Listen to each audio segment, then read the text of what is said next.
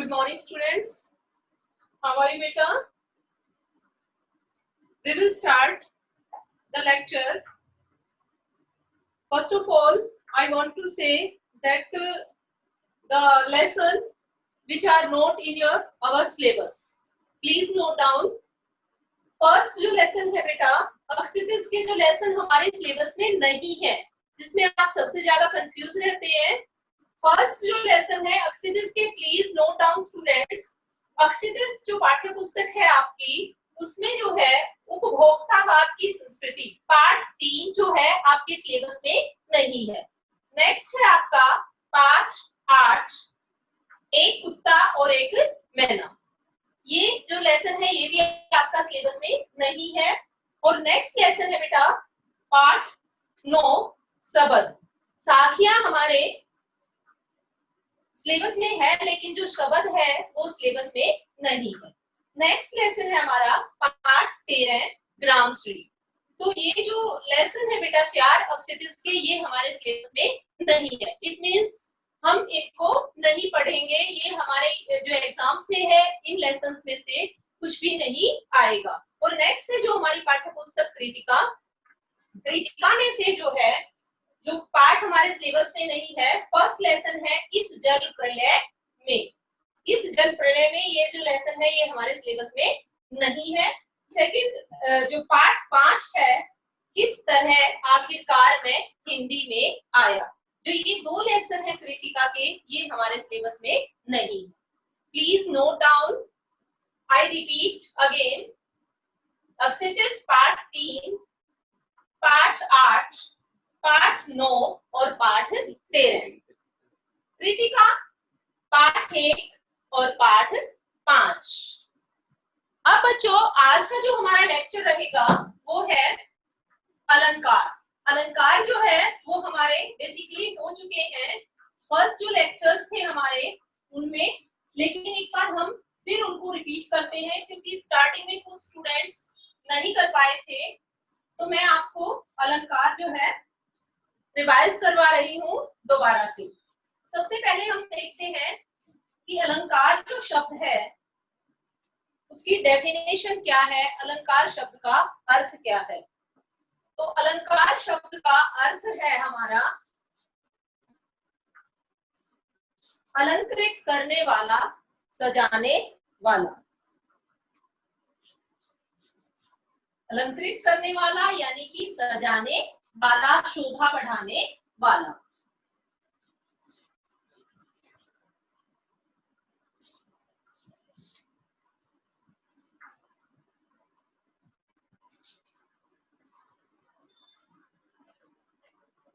अलंकार अर्थ क्या होगा इसका,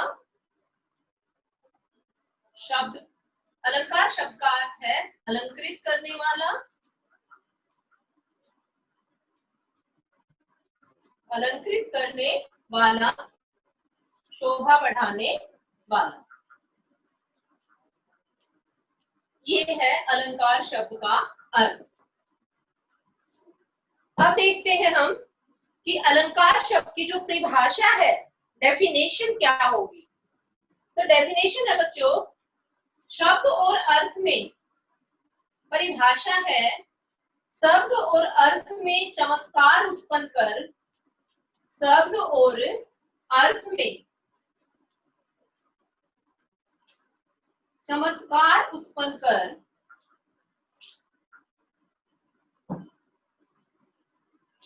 काव्य की शोभा बढ़ाने वाले, काव्य की शोभा बढ़ाने वाले तत्व अलंकार कहलाते हैं,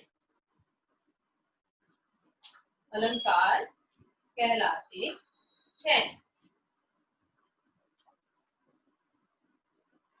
बच्चों सबसे पहले हम देखते हैं कि जिस प्रकार मनुष्य अपने आप को सजाने के लिए आभूषणों का प्रयोग करता है, तो उसी प्रकार जो है काव्य की सुंदरता को बढ़ाने के लिए अलंकारों का प्रयोग किया जाता है। अब इसकी परिभाषा है हमारी शब्द और अर्थ में। जब हम काव्य को पढ़ते हैं तो कहीं शब्दों के कारण चमत्कार उत्पन्न होता है, कहीं जो अर्थ के कारण चमत्कार उत्पन्न होता है। तो शब्द और अर्थ के कारण चमत्कार उत्पन्न जहां पर होता है तो वे तत्व कहलाते हैं हमारे अलंकार। Is it clear? Now we start types of alankar. अलंकार के भेद कि अलंकार कितने प्रकार के होते हैं। अलंकार के भेद है हमारे दो, शब्द अलंकार और अर्थालंकार। कितने टाइप्स हैं अलंकार के? दो, शब्द अलंकार और अर्थालंकार।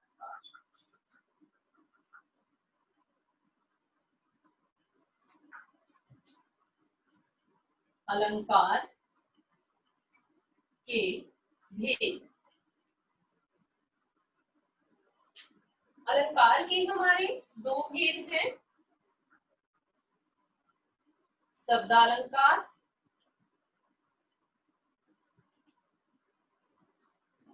Next is अर्थालंकार।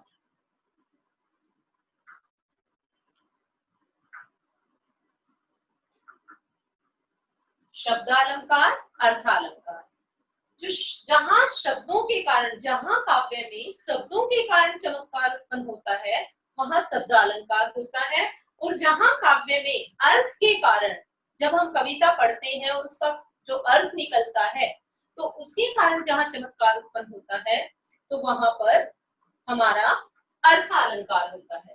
तो जो अर्थालंकार है वे हमारे 5 हैं। कौन कौन से हैं? अर्थालंकार हमारे 5 हैं। अनुप्रास, नंबर 1 अनुप्रास, नंबर 2 यमक, नंबर 3 इज श्लेष। हमारे विवक्षा और जो वक्रोक्ति अलंकार हैं वो आपके सिलेबस में नहीं है। शब्द अलंकार हमारे केवल 5 होते हैं, जो 3 जो है वो आपके सिलेबस में है, और ये 3 है हमारे अनुप्रास, यमक और श्लेष। अब है हमारे शब्दालंकार। शब्दालंकार बच्चों को, अर्थालंकार बहुत सारे होते हैं जो आपके सिलेबस में है मेनली, वो है सबसे पहले है हमारा उपमा अलंकार, उपमा, नेक्स्ट इज रूपक एंड नेक्स्ट इज रूपक, उत्प्रेक्षा,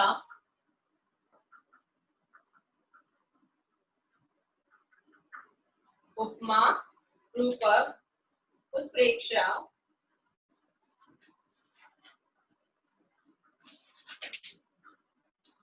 और नेक्स्ट है हमारा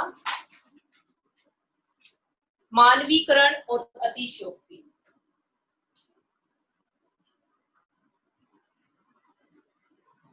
फोर्थ इज मानवीकरण एंड फिफ्थ इज अतिशयोक्ति।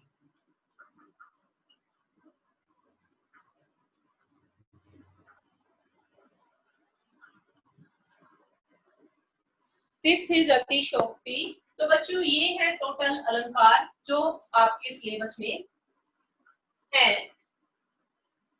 शब्दालंकार अनुप्रास, यमक, श्लेष, अर्थालंकार उपमा, रूपक, उत्प्रेक्षा, मानवीकरण, अतिशयोक्ति। अब यहाँ तक बच्चों आपको क्लियर है, तो हम नेक्स्ट चलते हैं। हम बारी बारी से जो है हर एक अलंकार का परिभाषा सहित, उदाहरणों सहित अध्ययन करेंगे। फर्स्ट हमारा कौन सा अलंकार है? अनुप्रास अलंकार। क्या नाम है अलंकार का? अनुप्रास अलंकार। अनुप्रास जो अलंकार है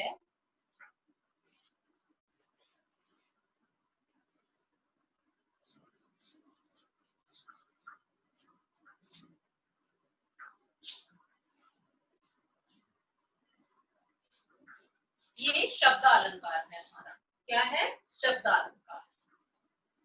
तो यहाँ किसके कारण चमत्कार उत्पन्न होगा बच्चों? यहाँ जो है शब्द के कारण चमत्कार उत्पन्न होगा। तो इसकी जो परिभाषा है वो होगी हमारी जहां व्यंजनों की बार बार आवृत्ति के कारण, डेफिनेशन जो है इसकी होगी अनुप्रास अलंकार की, जहां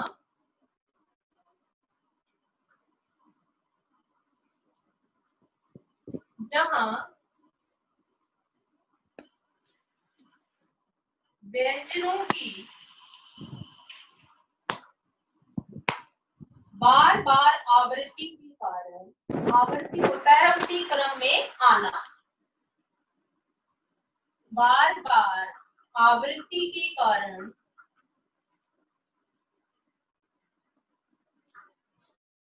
चमत्कार, जहां व्यंजनों की बार बार आवृत्ति के कारण चमत्कार उत्पन्न होता है,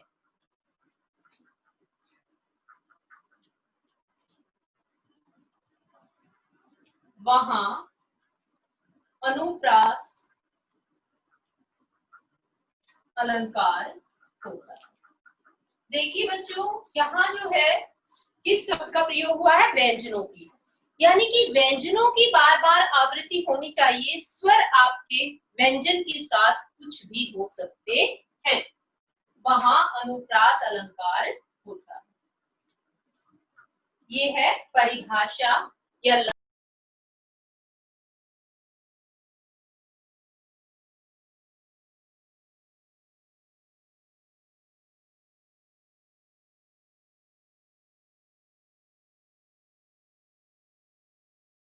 हम देखते हैं अनुप्रास अलंकार का जो एग्जाम्पल है, उदाहरण हमारा रहेगा रघुपति राघव राजा राम।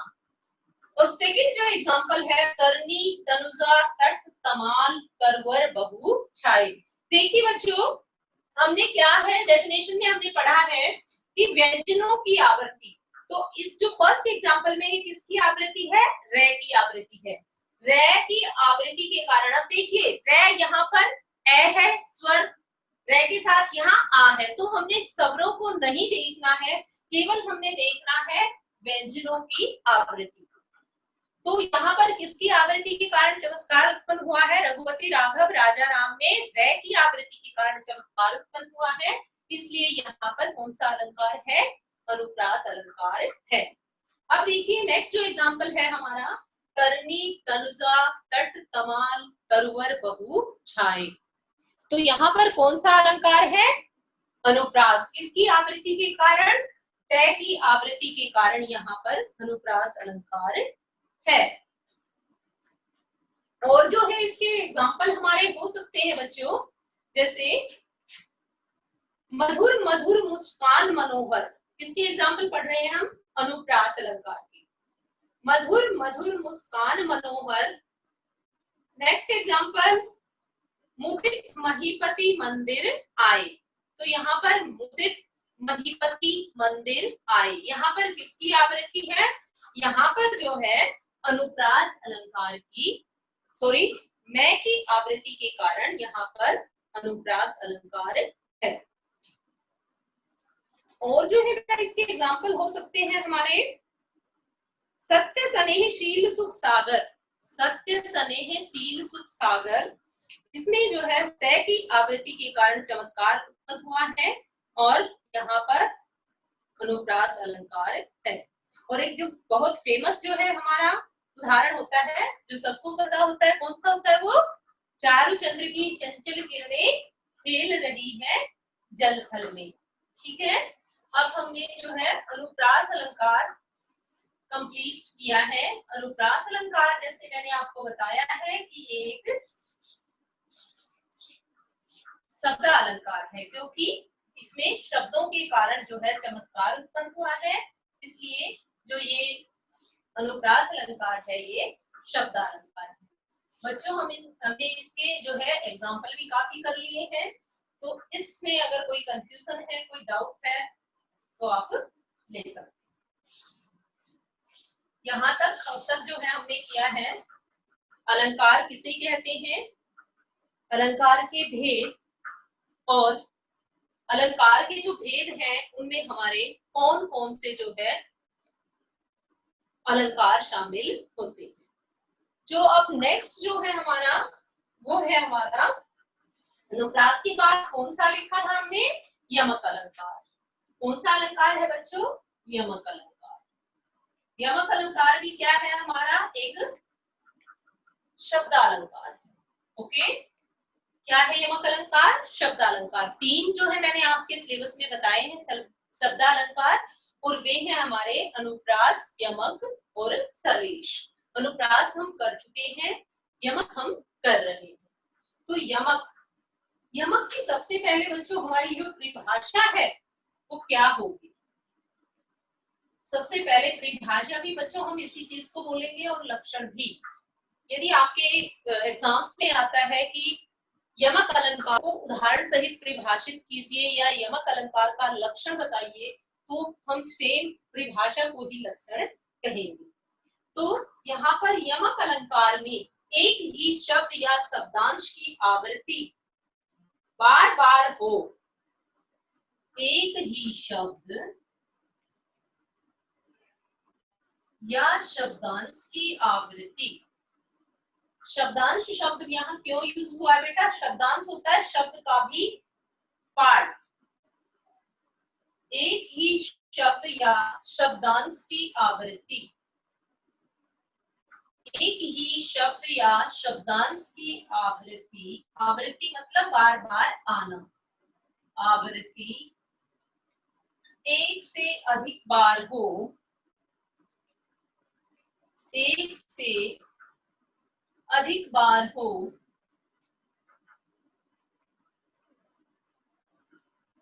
परंतु उसके अर्थ भिन्न भिन्न हो। वह शब्द आए तो बार बार, लेकिन उसके अर्थ अलग अलग हो, परंतु उसके अर्थ भिन्न भिन्न हो या अलग अलग हो, भिन्न भिन्न हो। दोबारा से देखते हैं हम परिभाषा। जब एक ही शब्द या शब्दांश, या तो पूरा शब्द या उसका कुछ अंश या भाग, यानी कि शब्द को तोड़ा भी जा सकता है, की आवृत्ति, एक ही शब्द या शब्द का दोबारा आना और उसके अर्थ अलग अलग होना जहां पर पाया जाता है, वहां पर होता है यमक अलंकार। यमक अलंकार का जो उदाहरण है वो है हमारा कनक कनकते सो गुनी। उदाहरण क्या होगा बच्चों, कनक कनकते सो गुनी, कनक कनक। तो यहाँ पर जो कनक शब्द है कितनी बार आया है, एक से अधिक बार। तो यहाँ पर कौन सा अलंकार होगा, कनक कनकते सो गुनी, मादकता अधिकाय, मादकता अधिकाय, वह खाए बोराए नर, वह खाए बोराए नर,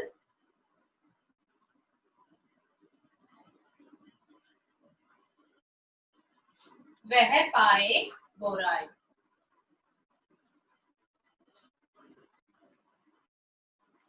वह पाए बोराए, वह खाए बोराए नर, वह पाए बोराए। यहाँ मादकता अधिकाय के बाद जो है कोमा आएगा आपका, और उसके बाद लास्ट में आपका पूर्ण विराम है। तो देखो यहाँ पर जो कनक कनक शब्द है हमारा, वो दो बार प्रयोग हुआ है, लेकिन एक जो कनक है उसका अर्थ है सोना, और दूसरा जो कनक है उसका अर्थ है धतूरा।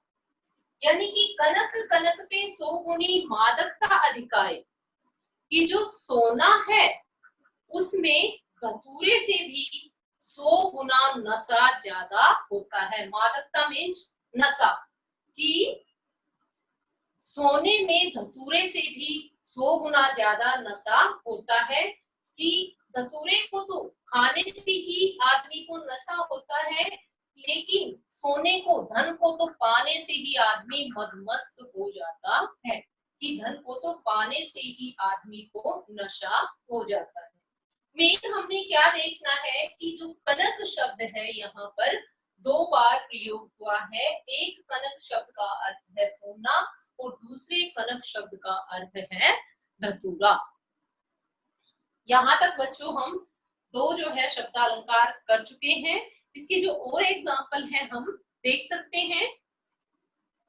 तो पर वारो उर्वशी सुन राधिके सुजान, तो पर वारो उर्वशी सुन राधिके सुजान, तू मोहन के उर्वशी है उर्वशी समान।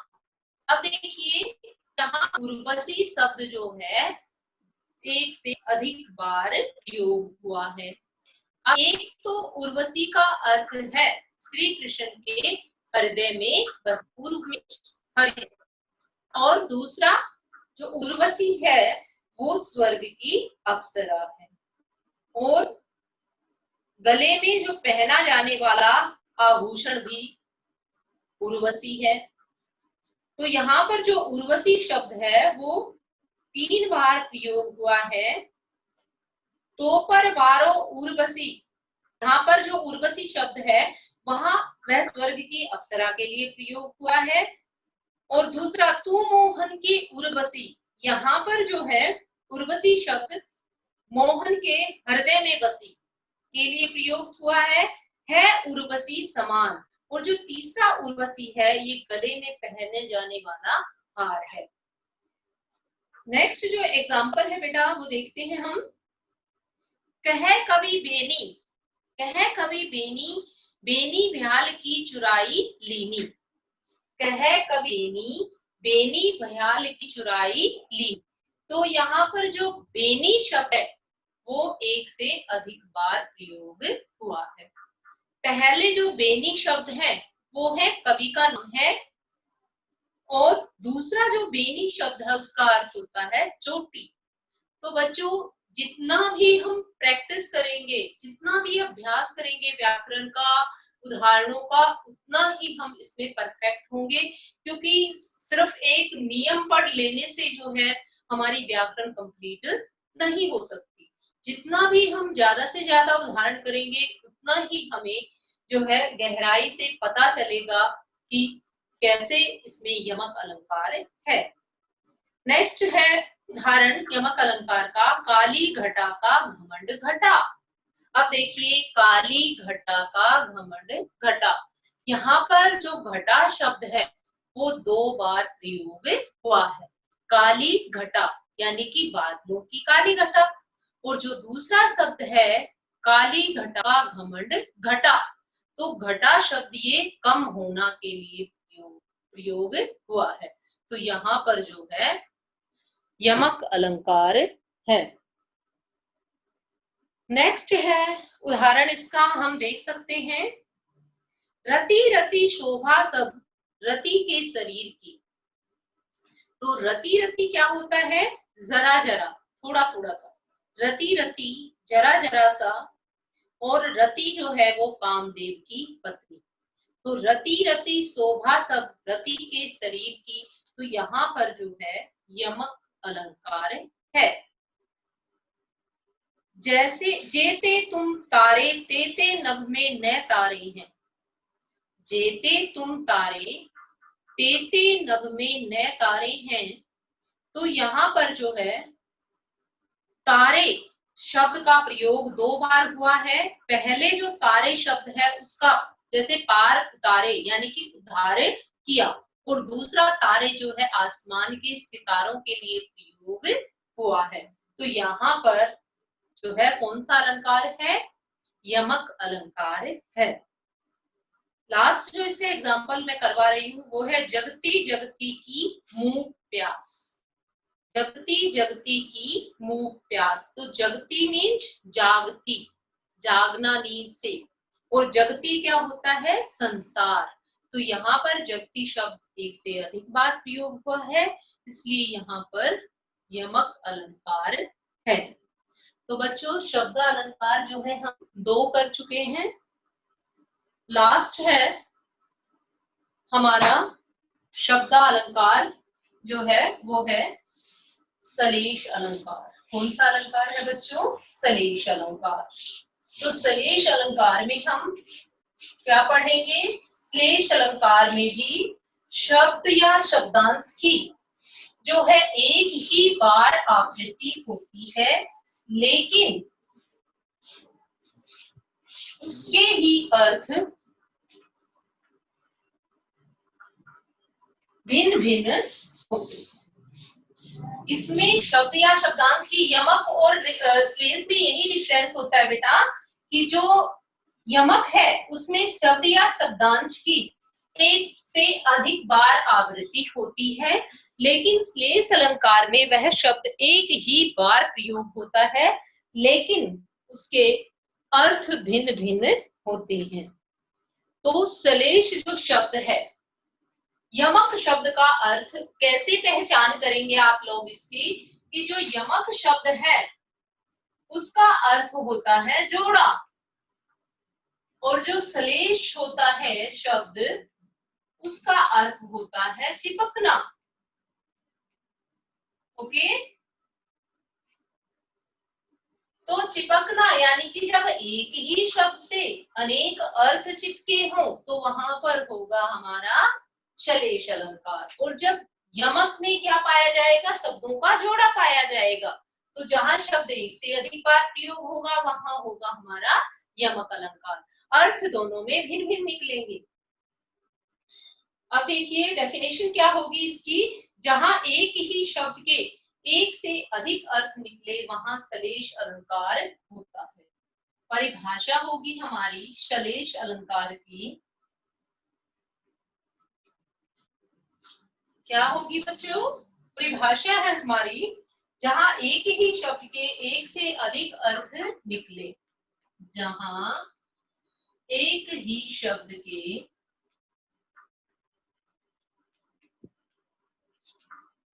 एक से अधिक अर्थ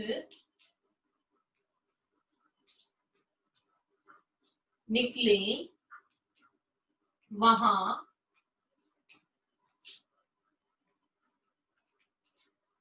श्लेष अलंकार होता है।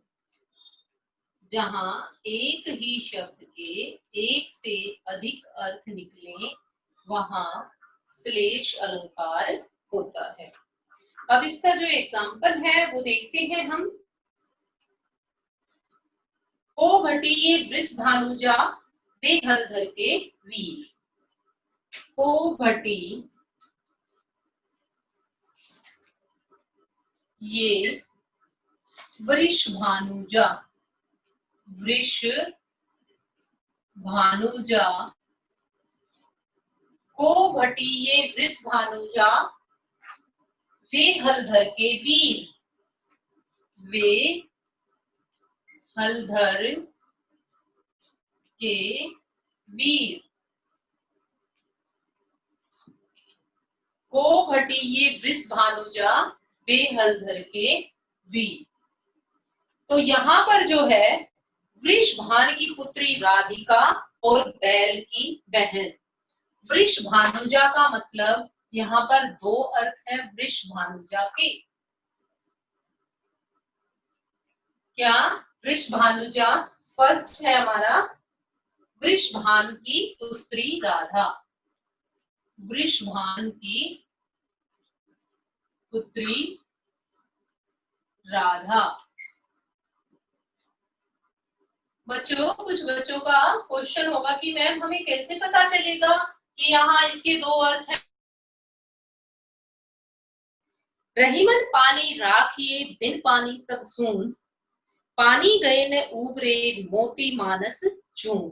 अब देखिए पानी गए न उबरे मोती मानस चून, रहीमन पानी राखिए।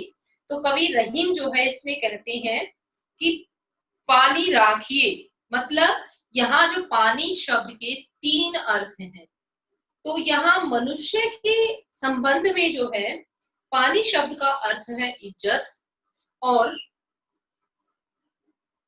मोती के जो शब्द में पानी शब्द का अर्थ है चमक, और चूने के संदर्भ में यहाँ पर पानी शब्द का अर्थ है जल अर्थात पानी। इस प्रकार यहाँ पानी शब्द के 3 अर्थ हैं, इसलिए यहाँ पर सलेश अलंकार है। नेक्स्ट जो एग्जांपल है बच्चों वो हो सकता है हमारा, कंप्लीट हो चुके हैं। कल जो है नेक्स्ट हम अर्थ अलंकार कंप्लीट करेंगे। धन्यवाद बच्चों।